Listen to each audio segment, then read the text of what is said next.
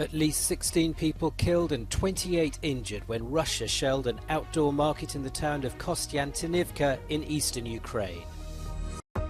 Brussels names 6 big tech companies as gatekeepers of the digital economy, making them subject to stricter rules.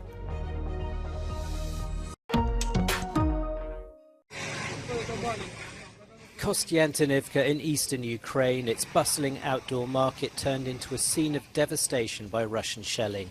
16 people were killed and 28 more were injured, with the death toll expected to rise, according to officials. The attack came as US Secretary of State Antony Blinken was in Kyiv and expects to announce a new billion-dollar funding package for Ukraine.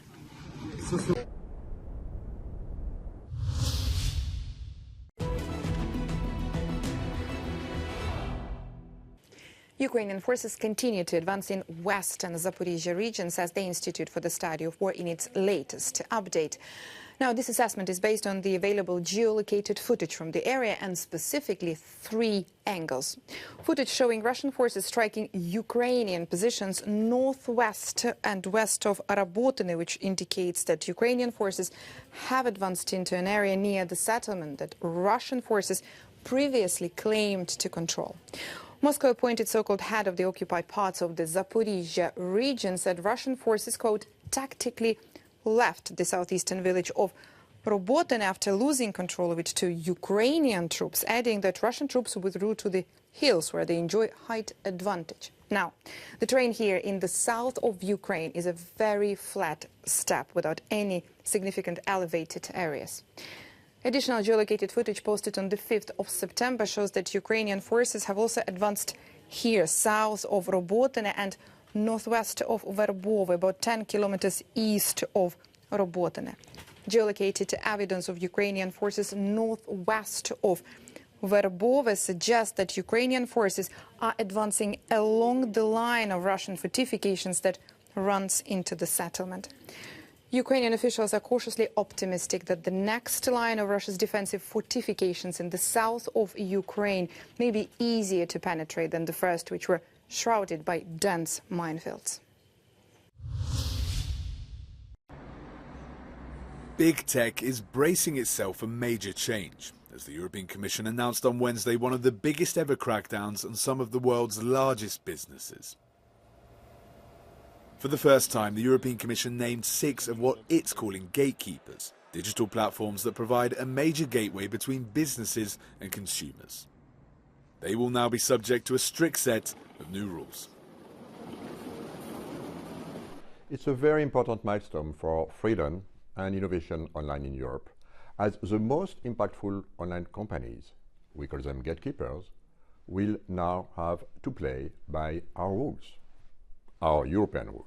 The 6 companies in the spotlight are Google's parent company Alphabet, Amazon, Apple, TikTok's ByteDance, Meta and Microsoft. 22 online platforms have been identified as holding too much market power, including Instagram, WhatsApp Messenger, YouTube and Google Search. If gatekeepers fail to comply with the new rules by March next year, they could face fines of up to 10 or even 20% of their worldwide turnover.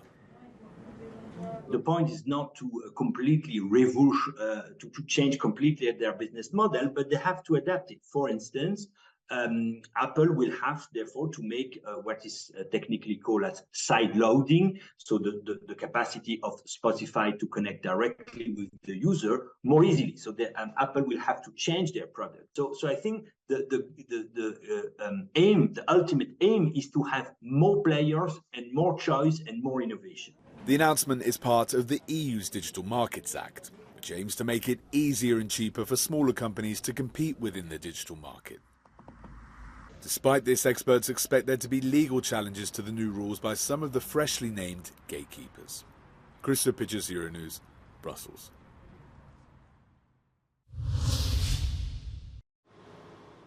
The world is hotting up, as so many of us can attest to this summer. Scientists say climate change is the reason, and it's causing more and more heat waves. This extreme heat, compounded by wildfires and desert dust, is having a measurable impact on air quality, human health and the environment. That's the warning from a new report from the World Meteorological Organization. says if we must expect more heat waves, then air quality and climate change must be tackled together. And it warns the European heat wave of 2022 most certainly led to more ozone pollution. Wildfire smoke harms human, ecosystem and crop health, but parks and trees can ease urban heat islands. Climate change, caused by heat-trapping greenhouse gases from human activities, is a long-term global threat. In contrast, air pollution happens on a time scale of days to weeks and tends to be more localized. The report was released to coincide with the International Day of Clean Air for Blue Skies, which this year focuses on the need for strong partnerships, increased investment and shared responsibility to overcome air pollution.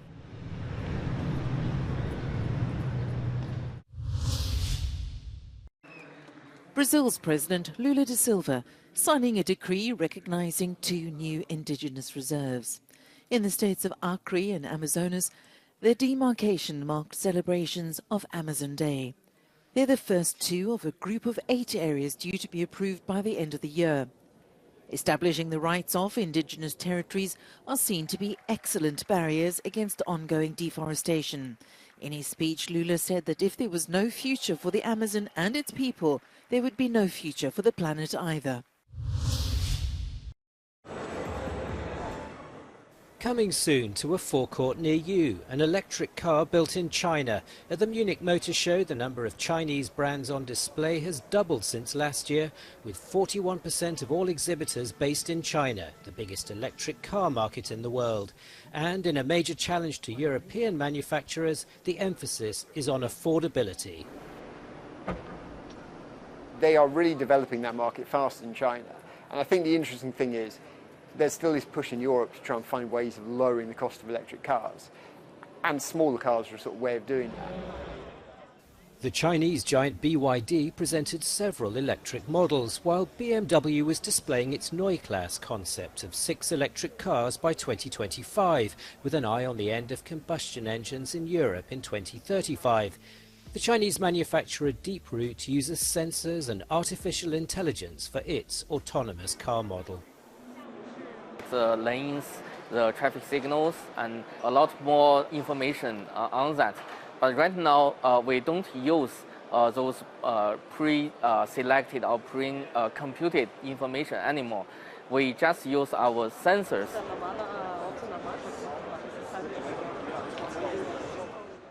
And what all of China's manufacturers are sensing in the European market is the importance of affordability. In 2 major European capitals, different approaches to transport are leading to alternate urban futures, as Paris aims to become a 100% cycle-friendly city, implementing a car-free zone next year, and taking the decision to ban self-service electric scooters. In contrast, London has extended its e-scooter trial until at least May 2024. I don't actually have an issue with e-scooters as long as they're regulated properly and don't go too fast.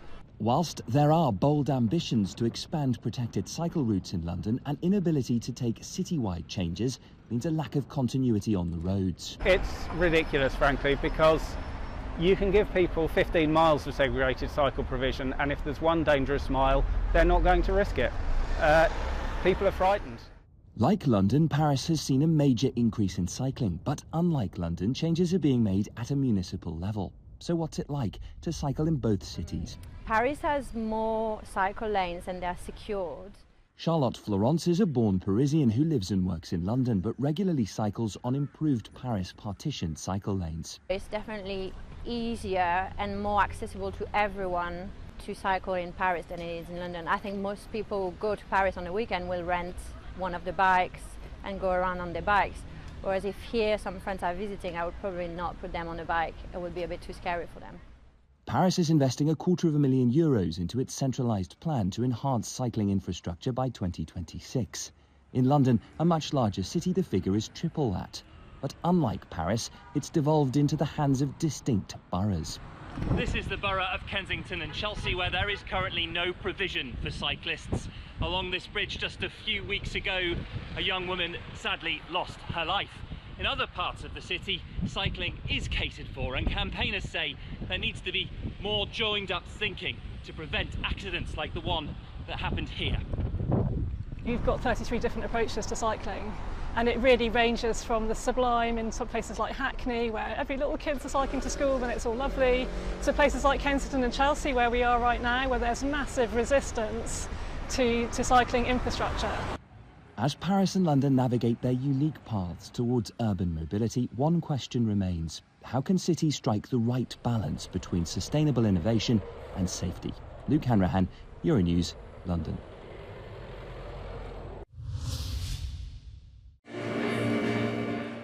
It's a collector's dream. Thousands of items that once belonged to Freddie Mercury have been put up for auction in London. The baby grand piano on which he composed so many hits, costumes from performances, furniture, artwork, notes and memorabilia, all preserved since the charismatic Queen frontman's death in 1991. The original draft of the iconic Bohemian Rhapsody alone is valued at £1 million. The auction starts in London on September the 6th at Sotheby's. Spain has appointed its first ever female coach to the women's national football team.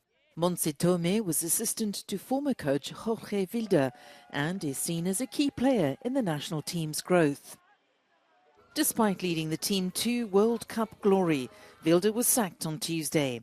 This comes 10 days after FIFA suspended Spanish Federation President Luis Rubiales for the alleged non-consensual kissing of a player during the World Cup victory celebration. Vilda is a close ally of Rubiales, who's refusing to quit.